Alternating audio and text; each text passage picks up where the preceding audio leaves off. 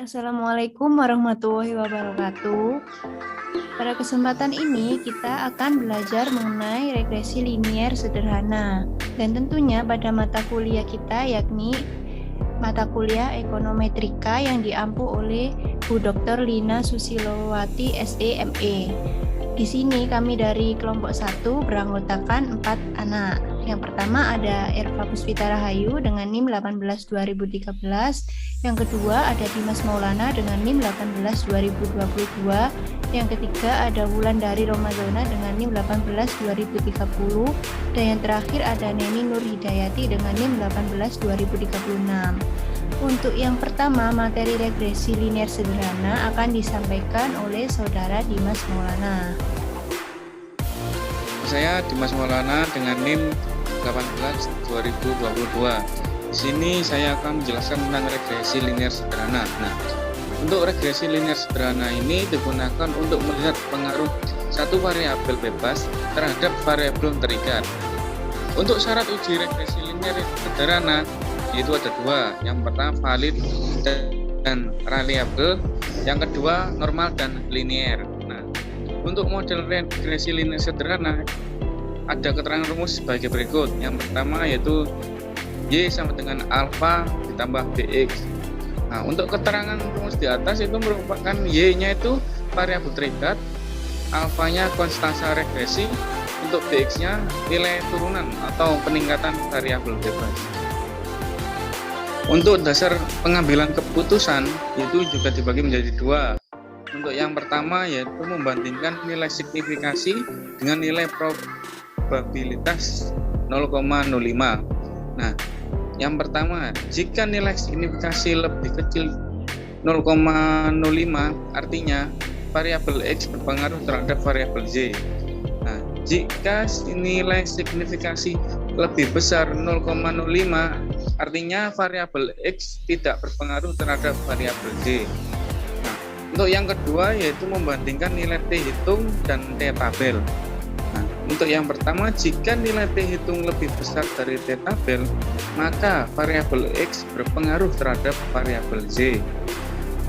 Untuk yang kedua, jika nilai T hitung lebih kecil dari T tabel, maka variabel X tidak berpengaruh terhadap variabel Y.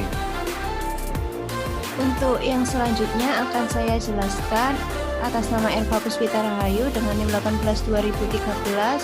Di sini saya akan menjelaskan mengenai langkah-langkah uji regresi linier sederhana menggunakan SPSS. Jadi sebelum kita ke SPSS, kita harus memiliki tabulasi dulu. Tabel tabulasi ini kami dapat dari Excel biar mudah untuk penginputan data. Di sini kami ambil data fiktif yaitu pengaruh motivasi belajar terhadap kesiapan belajar mahasiswa di Jombang, di mana dalam tabulasi Excel ini terdiri dari dua variabel, yaitu variabel motivasi belajar dan kesiapan belajar. Di dalam variabel motivasi belajar ini sendiri terdiri dari beberapa indikator, ada 11 indikator, yang mana di sini nanti ada total jumlah dari setiap masing-masing variabel, yaitu variabel bebas, variabel motivasi belajar, dan variabel terikat, yaitu variabel kesiapan belajar. Pada variabel kesiapan belajar pun terdiri dari beberapa indikator juga, yang nantinya juga memiliki total jumlah dalam setiap indikatornya. Nah, untuk penginputan data kita ambil jumlahnya saja, jumlah dari total setiap variabel, yaitu variabel motivasi belajar dan variabel kesiapan belajar. Sebelum kita memasuki SPSS, kita terlebih dahulu harus mengisikan variabel view-nya. Di sini ada kolom view dan tuh. Nah, kita memasuki ke kolom variabel view-nya terlebih dahulu. Di sini saya menggunakan SPSS versi 16, dan di dalam kolom variabel view ini ada beberapa kolom, ada names, ada tipe, ada label, ada value, ada missing. Jadi kita di names ini kita isikan dengan variabel bebas atau variabel motivasi belajar. Kita isikan dengan variabel X, di mana variabel X ini merupakan variabel independen atau variabel bebas. Lalu kita tab. di label ini kita isikan dengan nama variabel bebasnya. Di sini kami mengambil variabel bebas yaitu motivasi belajar. Kita isikan dengan motivasi belajar. Lalu kita tab lagi, kita menuju ke kolom yang kedua yaitu kolom names. Di kolom names ini kita isikan dengan variabel Z, variabel terikat.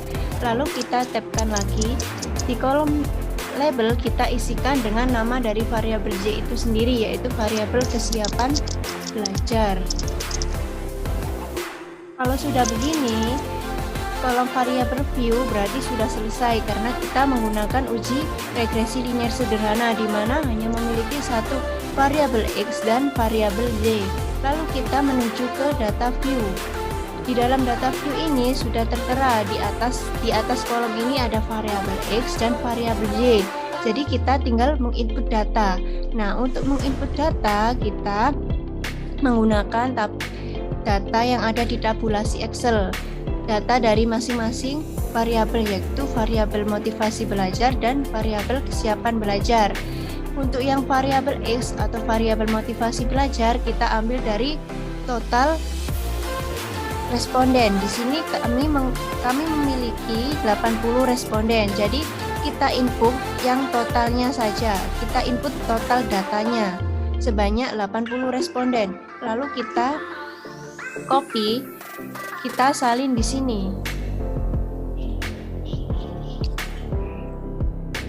Nah, sudah muncul di dalam variabel X ini data yang dari tabulasi Excel yaitu berjumlah 80. Nah, ini bisa kita lihat ada 80 responden. Lalu kita menuju ke variabel Z yaitu variabel dependent atau variabel kesiapan belajar. Nah, untuk variabel kesiapan belajar ini sama, yaitu kita total di kolom ini, kolom kesiapan belajar kita copy ya. Sama, ada 80 responden. Jadi kita copy, lalu kita pastekan di variabel Y. Nah, sudah muncul untuk yang variabel Y-nya. Di sini juga sebanyak 80 responden. Jadi kita menguji sebanyak 80 responden. Nah, kalau datanya sudah terinput, kita tinggal memilih beberapa tombol yang ada di atas ini. Di sini ada beberapa tombol, ada file, ada edit, atau view, dan lain-lain.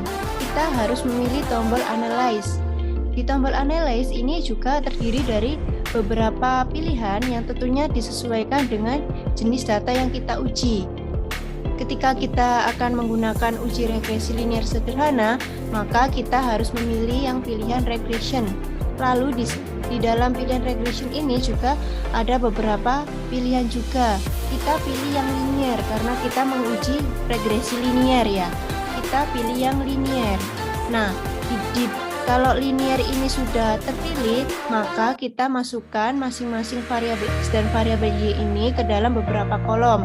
Nah, untuk variabel X, variabel motivasi belajar, ini tergolong variabel independen. Jadi kita masukkan kolom yang kedua. Untuk yang variabel Y, variabel kesiapan belajar, ini merupakan variabel dependen yang merupakan variabel terikat. Nah, seperti ini. Kalau sudah masuk, jangan sampai salah dalam memasukkannya karena ini juga menentukan proses output dari hasil regresi itu tadi. Jadi tidak boleh salah dalam memasukkan datanya antara variabel X dan variabel Y. Ketika datanya sudah terisi seperti ini, kita harus pilih statistik. Di dalam statistik ini, kolom yang estimate sama model fit kita centang. Lalu kita klik tombol yang continue. Kalau sudah, kita harus memilih tombol yang OK. Ini sudah muncul. Kalau sudah menekan tombol OK dari proses penginputan data tadi, sudah muncul hasil regresinya. Ini sudah muncul, kita tinggal penginterpretasian data saja. Ini kita salin di dalam Microsoft Word aja agar mudah dalam menjelaskan atau mendeskripsikan dari masing-masing tabel. Di sini ada output data statistik SPSS versi 16, yakni berupa pengaruh motivasi belajar terhadap kesiapan belajar mahasiswa di Jombang, Jawa Timur. Ini tadi asalnya dari output SPSS. dan selanjutnya akan dijelaskan oleh Neni. Saya Neni Nurhidayati, NIM 1820336, akan melanjutkan menjelaskan hasil output dari SPSS dan akan menginterpretasikannya. Untuk hasil output yang pertama yaitu interpretasi output tabel variabel interrupt atau removed. Nah, dari tabel di atas menjelaskan tentang variabel yang dimasukkan serta metode yang digunakan. Dalam hal ini, variabel motivasi belajar itu sebagai variabel independen dan kesiapan belajar sebagai variabel dependen dengan menggunakan metode yaitu enter. Kemudian selanjutnya interpretasi output tabel model summary. Nah, dari tabel model summary dapat menjelaskan besarnya nilai koefisien atau hubungan R yaitu 0,570. Nah, ini dapat dilihat dari tabel R ya, 570. Dari output tersebut diperoleh koefisien determinasi atau R square-nya sebesar 0,325 yang mengandung arti bahwa pengaruh variabel bebas atau motivasi belajar terhadap variabel terikat yaitu kesiapan belajar adalah sebesar 0,325. Nah, 0,325 ini dapat dilihat dari tabel R square-nya. Kemudian interpretasi dari tabel ANOVA. Pada bagian tabel ANOVA ini dapat menjelaskan apakah ada pengaruh yang nyata atau signifikan variabel motivasi belajar atau X terhadap variabel hasil belajar atau Y. Dari tabel ANOVA tersebut dapat diketahui bahwa nilai F hitungnya adalah sebesar 37,540 dengan tingkat signifikansinya 0,000 atau kurang dari 0,05. Maka model regresi dapat dipakai untuk memprediksi variabel motivasi belajar. Setelah kita mengetahui nilai F hitung, kita juga mencari nilai F tabel untuk nantinya akan dibandingkan apakah ada pengaruh atau tidak. Nah, untuk mencari F tabel sendiri, langkah-langkahnya adalah kita harus mengetahui jumlah responden terlebih dahulu. Nah, di sini tadi kita mengambil jumlah respondennya adalah 80 responden.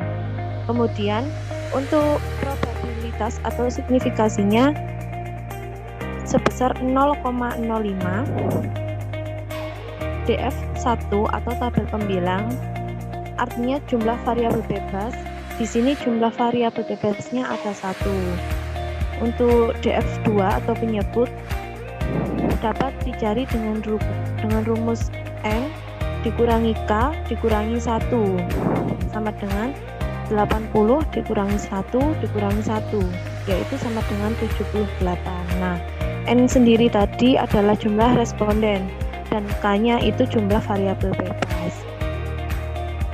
Nah, sebenarnya tanpa dihitung pakai rumus angka 7 sebenarnya sudah ada di tabel ANOVA ya sebesar 78. Maka dapat diketahui F tabel yaitu sebesar 3,96. Untuk langkah-langkah mencari F tabelnya di sini, untuk DF-nya tadi, DF atau N1-nya tadi kan jumlah variabel bebasnya ada 1. Jadi kita fokus pada kolom yang ke-1 atau yang pertama. Dan untuk DF2-nya tadi sudah ketemu, sudah dihitung yaitu 78. Nah, kita cari yang 78 dan fokus pada tabel yang pertama. Nah, di sini sudah ketemu 3,96. Jadi F tabelnya sebesar 3,96. Nah, maka dapat ditarik kesimpulan bahwa F hitungnya 37,540 lebih besar dari F tabel yaitu 3,96. Maka HO ditolak dan HA diterima. yang artinya terdapat pengaruh positif variabel motivasi belajar terhadap kesiapan belajar. Saya Wulandari Ramadana dengan NIM 182030 akan melanjutkan interpretasi yaitu di tabel koefisien. Nah, dapat diketahui nilai konstan A itu sebesar 19,655. Sedangkan nilai motivasi belajar atau disingkat B yang disebut dengan koefisien regresi itu sebesar 0,414. Nah, dari situ dapat diperoleh persamaan regresinya yaitu Y sama dengan A plus BX. Y sama dengan untuk A-nya itu 19,655 ditambah B-nya itu 0,414. Nah, sehingga dari persamaan tersebut itu dapat kita interpretasikan konstanta sebesar 19,655 itu mengandung arti bahwa ketika nilai X sama dengan 0, maka nilai Y-nya adalah sebesar 19,655. Nah, ketika nilai konstanta positif sebesar 19,655 itu menunjukkan bahwa pengaruh positif variabel independen atau motivasi belajar. Nah, bila variabel independennya naik atau berpengaruh dalam satu satuan, maka variabel kesiapan belajar akan naik juga atau terpenuhi. Kemudian, koefisien regresi sebesar 0,414 itu menyatakan bahwa jika motivasi belajar atau variabel X-nya mengalami kenaikan satu satuan, maka kesiapan belajar atau variabel Y-nya juga akan mengalami peningkatan sebesar 0,414. Nah, untuk pengambilan keputusan yang kedua yaitu berdasarkan nilai signifikansi dari tabel koefisien itu dapat diperoleh bahwa nilai signifikansinya itu sebesar 0,00 diperoleh dari tabel koefisien itu kan kurang dari 0,05. Nah, sehingga dapat disimpulkan bahwa variabel X atau motivasi belajarnya itu berpengaruh terhadap variabel Y atau kesiapan belajar. Nah, untuk pengambilan keputusan itu dengan membandingkan nilai T hitung dan T tabel. Nah, untuk cara mencari T tabel itu menggunakan tabel T. Nah, setelah kita mengetahui uji T-nya tadi menggunakan T hitung dengan SPSS sebesar 6,127 diperoleh dari tabel tersebut. Nah, maka kita harus mencari T tabel untuk membandingkan apakah ada pengaruh atau tidaknya. Nah, untuk mencari T tabel kita harus mengetahui variabel atau yang disingkat dengan K. Nah, di sini variabelnya tadi kan ada dua, ada motivasi belajar dan juga kesiapan belajar. Lalu untuk jumlah respondennya atau disingkat N, tapi jumlah respondennya akan ada 80. Nah, lalu kita menggunakan taraf signifikansi sebesar 5%. Ini jadinya kan 0,025. Nah, 0,025 itu diperoleh dari mana? Nah, itu kita peroleh dari 5%, kita kalikan 2, karena kita nanti menggunakan dua sisi. Nah, jadi kita menggunakan signifikansi 0,025 untuk yang ada di tabel T nanti. Nah, lalu untuk DF-nya itu ketemu 78. Nah, 78 itu diperoleh dari rumus N dikurangi K. Nah, N ini kan jumlah respondennya tadi 80, untuk K-nya ini kan jumlah variabelnya. Tadi jumlah variabelnya kan ada 2, jadi 80 kita kurangi 2 ketemu 78. Nah, sebenarnya 78 itu tanpa kita menghitung tadi juga sudah ada di tabel ANOVA.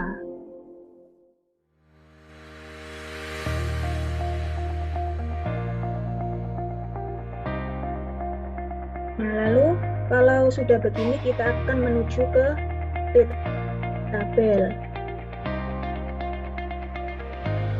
Nah, untuk T tabel atau uji T ini tersedia probabilitas dan DF atau derajat bebasnya. Nah, untuk derajat bebasnya kita mencarinya dengan kolom vertikal atau kolom yang ke bawah.